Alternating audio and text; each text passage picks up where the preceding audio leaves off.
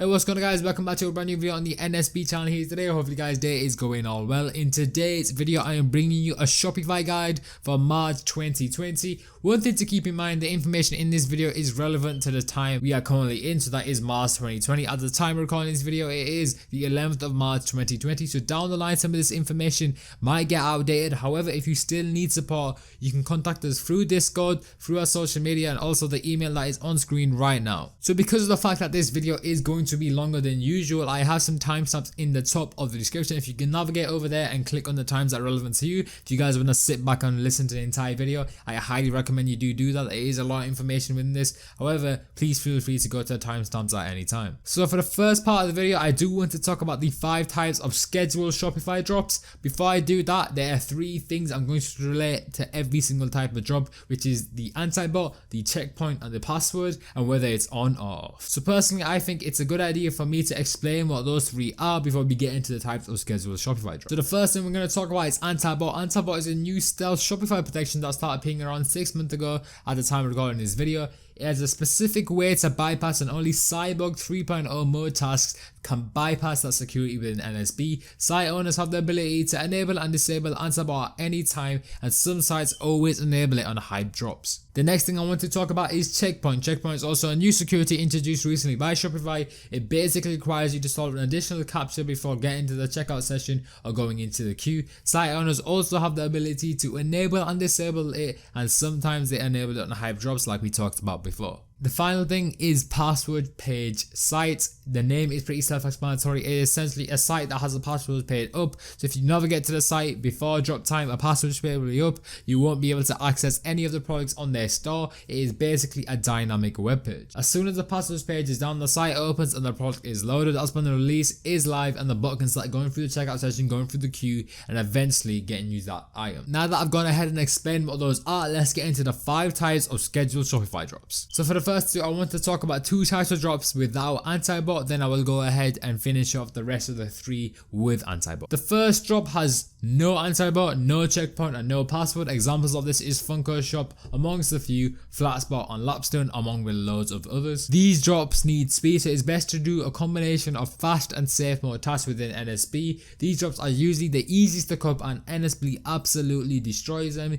Users can attest to this. You must get through the queue though, so you have to start your task around 2 minutes before the drop so that the bot can get through the checkout session, get in and out of the queue before the item drops. That way, as soon as the item drops, you can check out right away and have the fastest possible checkout speed. Now, one thing to help you for those sites, if you have variants from your cook groups or Discord groups, wherever you get your drop information from, if you have those variants, then the fastest possible method is to run safe modes with those variants. Now, one thing to keep in mind, if those variants aren't available to you simply because you are in a cook group or you don't have access to them, you will have a hard time cooking because the stock will mostly be eaten by people that have access to these variants, therefore making them faster on the checkout process. If I were to recommend anything, I'd definitely recommend getting into a group where it has these variants for you to use, just to make out your checkout speeds faster. And as we all know, speed is a very definite thing when it comes to copying. The next type of drop I do want to talk about is without AntiBot, without checkpoint. However, password pages are up. So examples of this is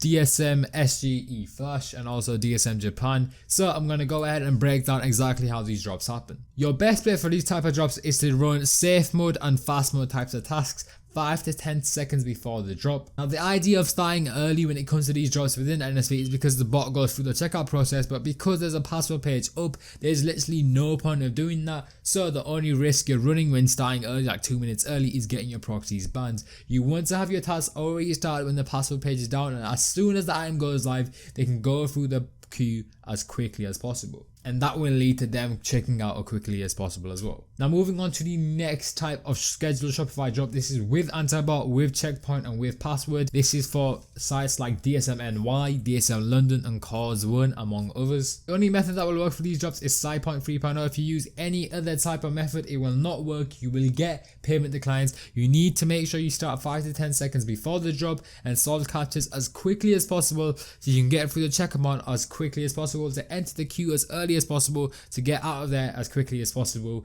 and also check out the product. Now I know I did emphasize a lot of quickness within that explanation, however with this type of drop method, quickness and efficiency is definitely one thing to keep in mind. Now the next type of drop I do want to talk about is with AntiBot, with checkpoint and no password. Examples of this is Kif, Concepts, Obey Giant, DTLR, Undefeated, Deadstock, Jimmy Jazz, and the list goes on. So for this type of drop, your best bet is to start a task as soon as the checkout point is live. Also make sure to run Cyborg 3.0. Sometimes you're unsure if the checkout point will be enabled or not, so you can start a section of your tasks around 2 minutes before the drop, and as soon as part of them goes through the process, you either know the item or the checkout point is live. For the final type of scheduled Shopify drop I want to talk about, this is with AntiBot, no checkpoint and no password. Examples of this is Haven, Babe, Nurture and Bodega. Now for this type of drop, whenever AntiBot is enabled, you can only run Cyborg 3.0 tasks. Your best bet here is to start your tasks around 2 minutes before the drop,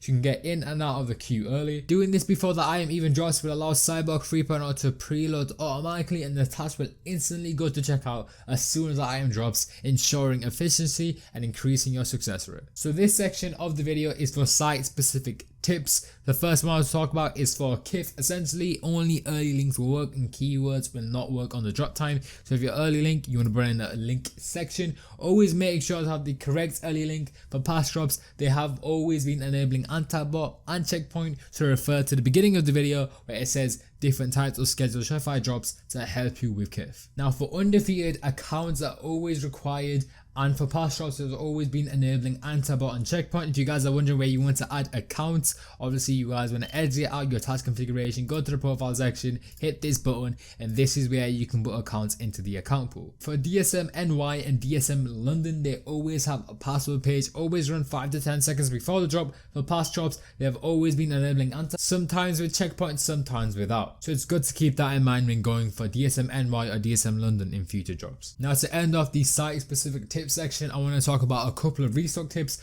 Always run safe mode tasks for restocks. They are the fastest way to catch restocks, and also when AntiBot is enabled, it usually stays around for 20 to 40 minutes. In that time, keep running Cyborg 3.0 for restocks. As soon as the AntiBot is off, switch to safe mode to run your tasks to have the quickest possible way of catching restocks. Now for the final section of today's video, I'll be giving an overall summary and some pro tips for you guys. So the first tip is whenever password page is on, always run tasks 5 to 10 seconds before the drop. The next tip is when there's no password page, run tasks 2 minutes before the drop if you don't think there's a checkout point.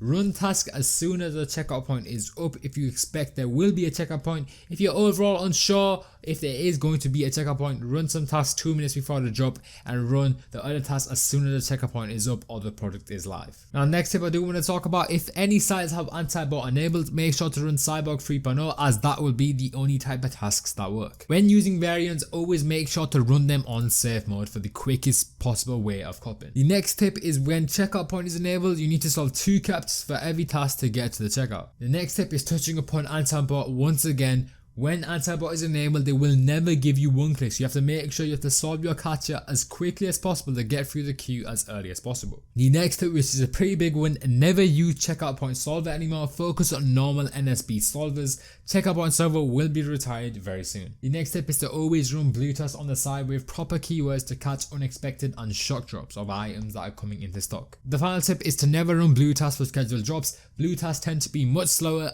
than yellow tasks, so any user running yellow tasks will be much faster. Blue tasks are strictly for shock drops. So that concludes today's video. If you guys did enjoy, please drop a like, please consider subscribing. We put out weekly content jam packed with information to make sure you maximize your success with NSB. If you guys haven't got NSB yet, we have a link down below to our website. You can go ahead and check that out. Our socials are also down below, and also touching on support. Once again, if you guys want any support with your NSB or in general any queries with NSB, you can contact us on the email on screen, through Discord, or through any social media account. I'm gonna catch you guys next time. Peace out.